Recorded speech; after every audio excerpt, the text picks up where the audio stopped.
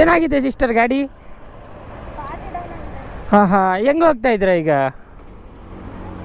ಕೂತ್ಕೊಳ್ಳಿ, ನಾನು ಟೋ ಮಾಡ್ತೀನಿ. ಹೆಂಗೆ ಹೋಗ್ತಾ ಇದ್ದೀರಾ?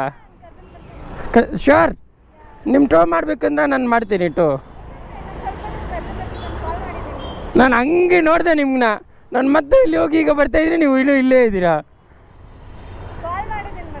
Sure, okay sister. ಹಾಂ ಹಾಂ, ಈ ಇ ವಿ ಗಾಡಿಗಳು ಏನು ಮಾಡೋದು ಗೊತ್ತಾಗ್ತಾ ಇಲ್ಲ.